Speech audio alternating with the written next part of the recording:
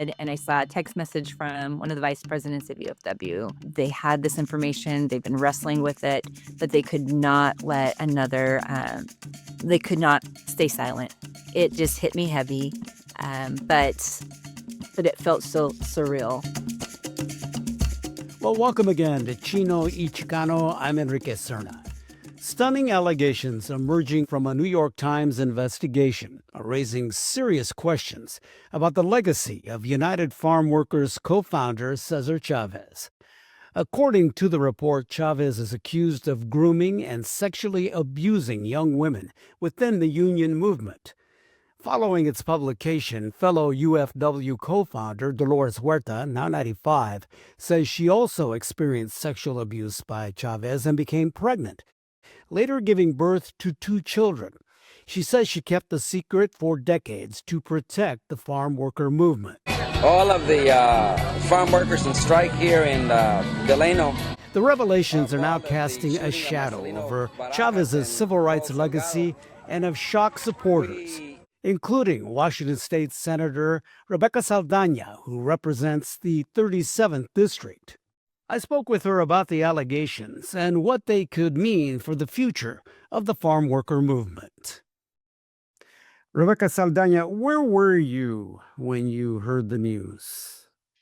Yeah, I first heard the news 2 nights before I was getting ready for bed, and I saw a text message from one of the vice presidents of UFW that they urgently were trying to get a hold of me. And so I called her back, and she told me that they have had very credible information. While it was not direct firsthand information to them, they had this information. They've been wrestling with it, but they could not they could not stay silent. And they felt they had to speak out. Um, and so it just hit me heavy. But it felt so surreal. Until Stunning, I would yeah, imagine. yeah. I mean, yeah. Oh, okay. So I'm just trying to understand why they decided to reach out to you. Yeah, I mean, I have been working with them on uh, a collective bargaining. We had brought together United Farm Workers and Familias Unidas por Justicia back in November, December, to say, like, is this a year that we should, do a policy to be able to try to get collective bargaining framework for farm workers in Washington State. And so I've been working with them, and actually in January, um, they kind of did radio silence. I didn't hear from them. And so I finally reached out and got to talk with the United Farm Worker president, Teresa Romero, and you could tell they were holding something very heavy. And she's like, they have been wrestling. They had something that they couldn't tell me at the moment, but it was rocking their whole their whole like organization. Right. And they told me, as soon as we can tell you, we'll tell you. So they had been wrestling with that internally to try to figure out what was their responsibility, how should they respond. I didn't know what it was, and so when they told me what it was, uh, I could understand why it was so heavy on them. Right. Yeah. And then, of course, the morning of when we saw the news, I was in a meeting and getting my phone blown up with text messages and uh, trying to be present to the meeting I was in, but it was Your mind's elsewhere. my mind was elsewhere. Yeah. Yeah. How about you? When did you? Actually, it took me back to I interviewed Cesar Chavez. I think it was 1986 when I was at King Television, and I was just thinking about his demeanor and that very very polite, kind, very human Mm. man as far as how he interacted, and so it was hard not to like him because he was very friendly and good speaker. Made all his points well. Um, so I was thinking about that, and I've also interviewed Dolores Huerta, And she's she's a tough one. And not a tough interview, but I mean, she's strong. And so when I read that she had held this secret for 60 years, that really kind of hit me. Right. It's a long time to hold in something like that. And, uh, you know, people I'm sure could question why she held on to it, why she didn't speak out. I think you have to probably look at the time and the generational time and cultural time as well, um, of your life. But you cannot say that she was not completely committed to the farm worker movement.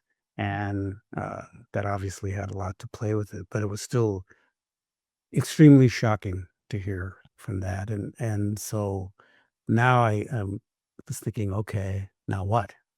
Yeah. Because there are bigger issues here, that you need to look at. I mean, it's not only just about the farm worker organization, but about social cultural issues of how women are being treated, still being or Mhm. were treated then, continue to be treated now. How sexual abuse, period, Yeah. is still alive and well, unfortunately. Yeah, it was so shocking. I mean, I think that was the part that was so heartbreaking was to read Dolores's interview, at and know that my icon, my feminist icon, the person that I have admire so much, and that even she, you know, she is someone that I quote all the time as saying that, every farm like, you know, every farm worker, everyone, has power in their body and that we're all equal. And it's when we come together collectively that we can make all of this happen, this Right. change. Yeah. And to know that even she felt like she had to hold on to that um, to be able to make space for people like me to live more free.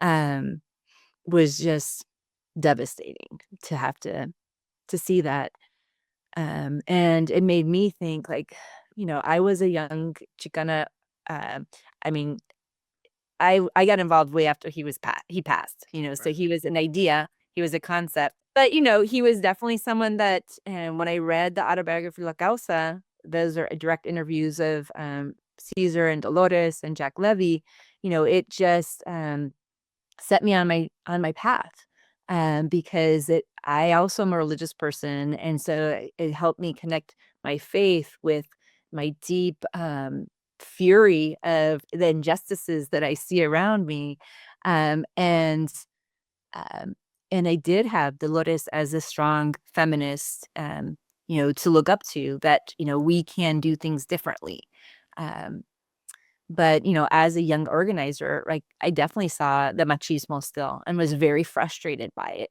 the The institutional machismo in our culture it's there, has been there, and still there. and it's in the US society, Oh, yes, right? Like, sure. I Yeah, mean, it's yes, just male and chauvinism. but Come on, let's say it. but it was very frustrating, right, to see that, there's institutional barriers and, see so many, really strong women hold their tongue and hold themselves for the greater cause.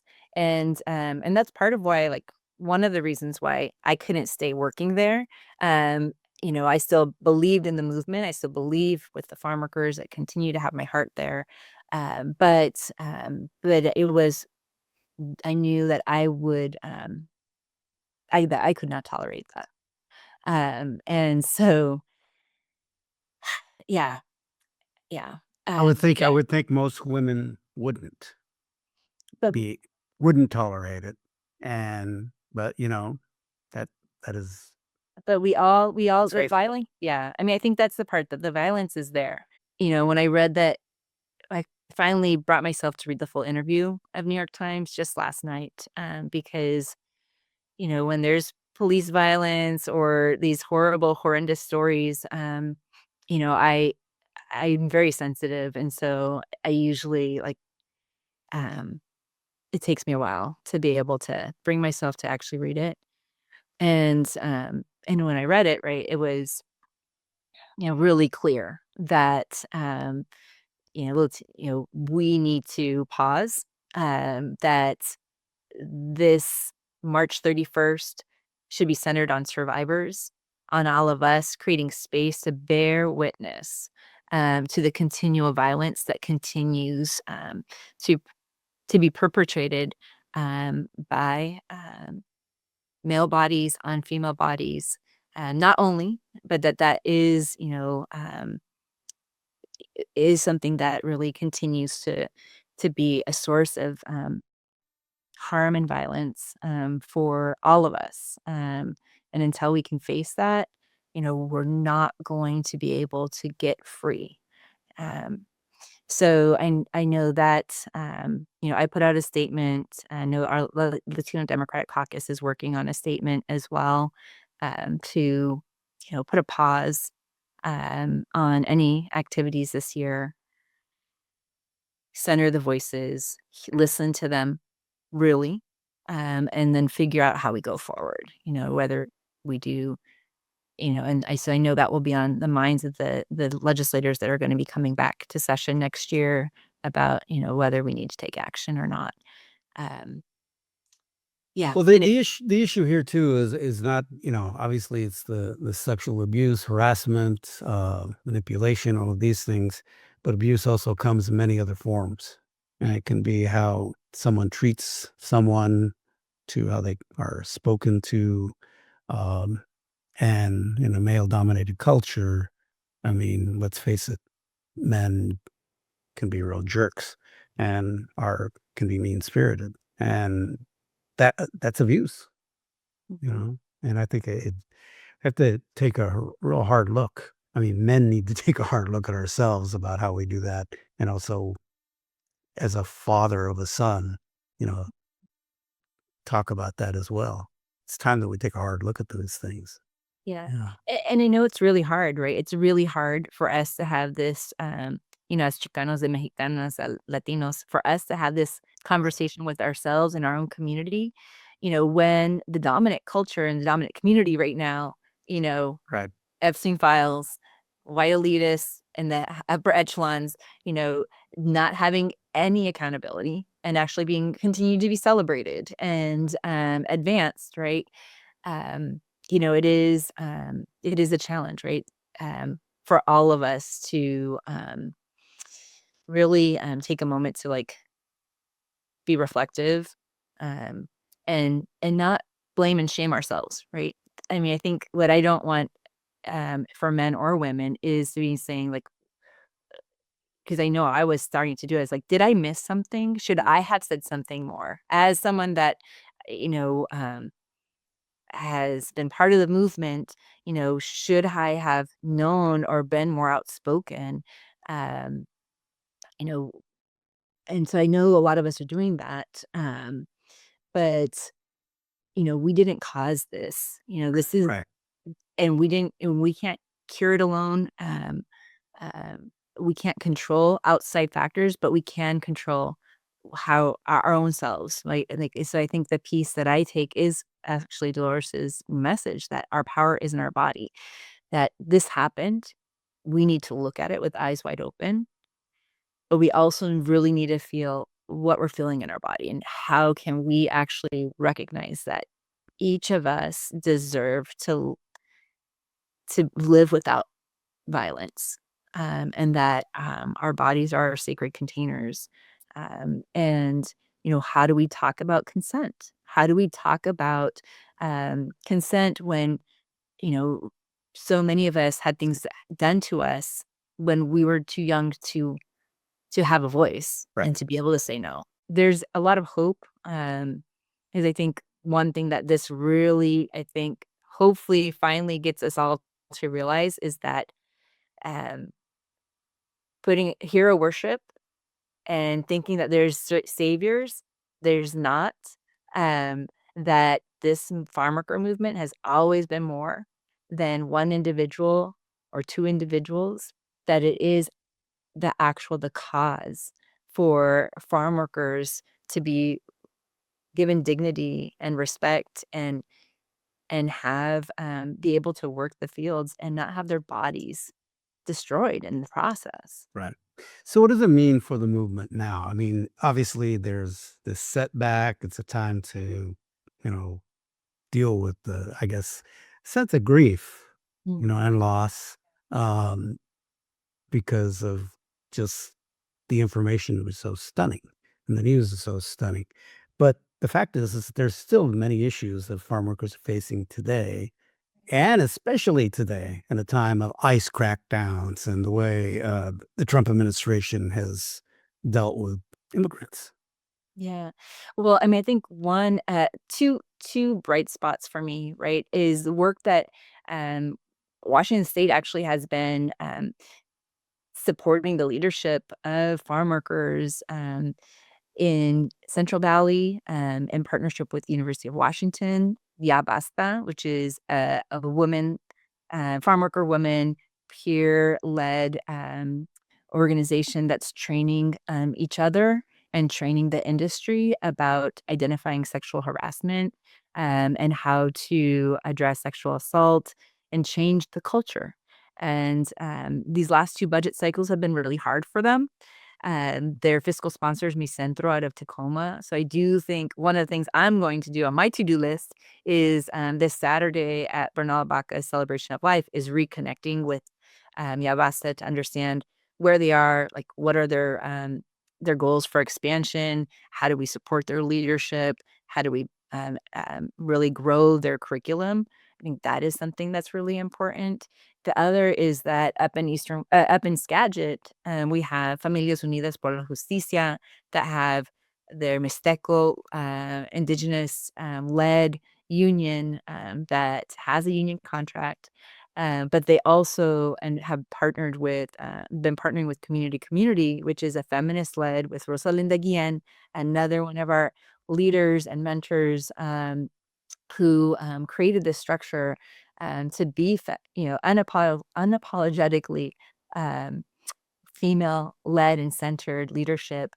But the state has partnered with them to create a Ejido model. So where they're building a cooperative that is a farm worker are now owning their land and collectively farming to produce food and vegetables and show an alternative. Right. And so I think there are highlights, and I think the third is this was the first year that we introduced legislation for and creating a statewide framework for collective bargaining for farm workers, so that they can actually have an equal voice at tables with the agricultural industry to say, this industry is also not thriving in this moment. Right. Uh, but how do we find our way forward? In the face of climate, in the face of rising costs, in the face of tariffs, um, continuing to say that farm workers don't deserve to have the right to collectively bargain um, is not the way we're going to move forward, because that's also the root of this violence, right? Is when workers are working in those conditions, then coming home and they're organizing in these hostile conditions um, that you know it's not an excuse, but it is, I think, sometimes helpful for us to understand context and history. Since the news came out, have you talked again with UFW officials nationally about how they're handling all this? Or I haven't circled back with them yet. Since we heard it, I mostly have been just receiving, and being responsive to local community folks that are processing and wrestling through this. And what are they telling you? What are you hearing? well, so we need to do something. That this, of course, this was the case. Like, we always knew, right? We should, cancel and Right. rename things. What are you doing? And so I think that's part of, you know, I'm having a personal uh, campaign kickoff on the 31st at El Centro. And obviously when I first chose that date, I had a different idea in mind. But And that is for your run for King County.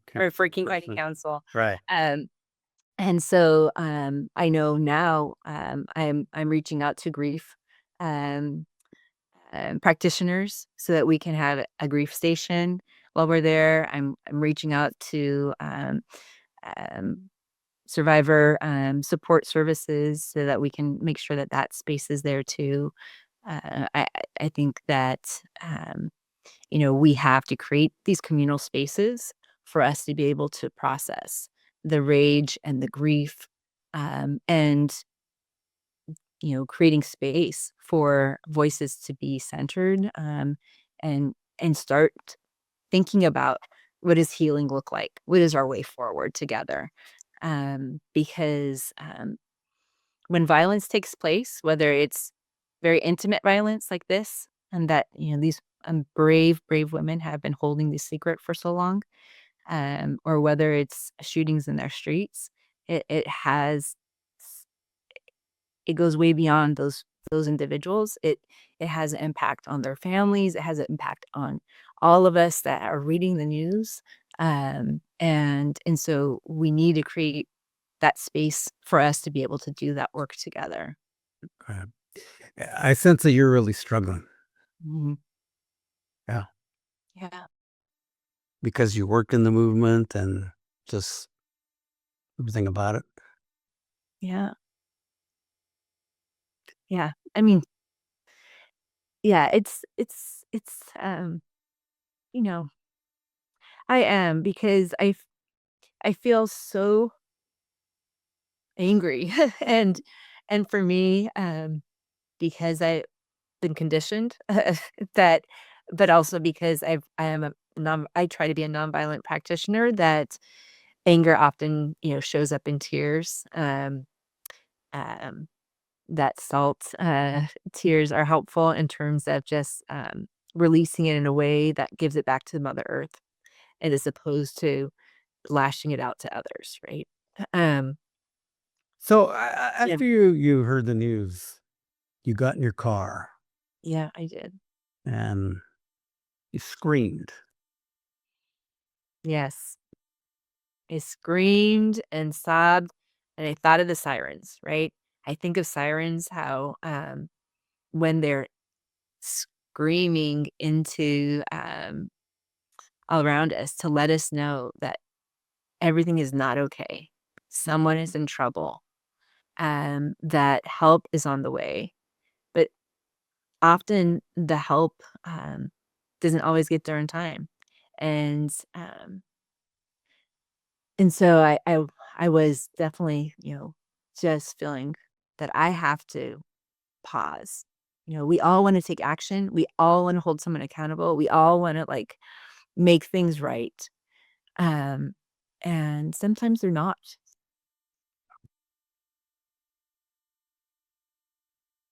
They're not, and you can't quickly fix anything. No. Or you can't fix the past, but now you have to deal with the future and how you address that. So it does change things. But I suppose a big challenge right now is to not forget the fact that it was the United Farm Workers, and there was a movement there, and really the farm workers are the focus. Yes, Yeah, they are. and the challenges are still there too. So yeah, Yeah. yeah. Yeah, I mean, the farm workers are the movement, right? And it's each one of us. And I think that, what I took her as I read that article and, saw one of another mentor of mine, leader who I, was part of LACLA when we started LACLA here again in Yeah, Washington and what is State. RECLA? I'm sorry. Um, oh, no, you're gonna ask me that. Latina American Council, it's Latino, unionists. We Okay. come together. All right. Someone else will tell me what the acronym is. All right. But Cynthia Bell, she when I was a young, organizer, she, was, a seasoned organizer, and, really when I was experiencing a little machismo myself, within that organization, she's someone that's, like, calling the bull, and then to see, her picture in the article, it made me want to reach out to her and just be so thankful. Um, I, so I, I, thankful I for her. I don't remember her name right now, but I mean, was she a victim or what was? She was an organizer, and I believe, definitely was harassed. And she's pictured with another woman in the picture that was definitely one of the victims. And yeah, um, so I think where I think I lost my track, but I think where we were going with that, right, is that we by pausing ourselves enough and feeling this to remember. And I told you, like, I recorded myself because I wanted to remember how I felt. I don't want to be numb. I don't want to like smooth this over. And I want to make sure that as we find our way forward, that we are building a leaderful movement, a movement of leaders that are that know their power, that are willing to teach that to our children, so that we are building a stronger movement for the farm workers, for healing, for making sure that we are going to root out this violence uh, and and build the justice movement that farm workers and all of us deserve.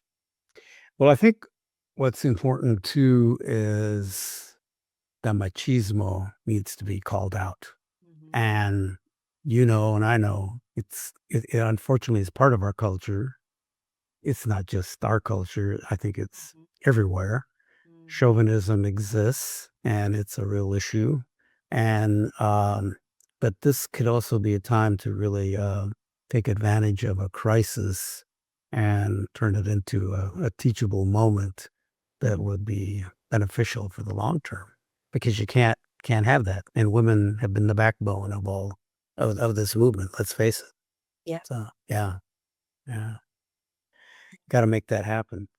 So as we close here, what's your last thoughts about? And I know that there's a lot going on, and there's this kind of sense of grief right now. But Mhm. I guess kind of going forward, what are you thinking? Well, I'm thinking that, us, as both, leaders in our community, I think, how we might want to talk about a follow up and talk about like how are we creating space for addressing that.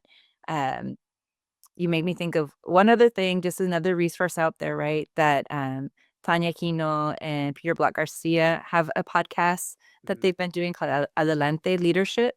And it has been really about unpacking, some of these themes that we've been talking about today.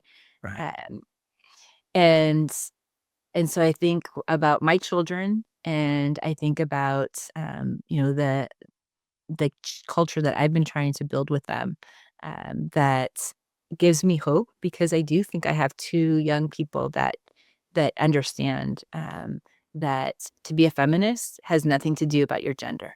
Right. It's about your mind frame and your mindset. And so, they give me hope. They help me be better, as a parent. And what my message is the message of the movement is "Si se puede. Si se puede."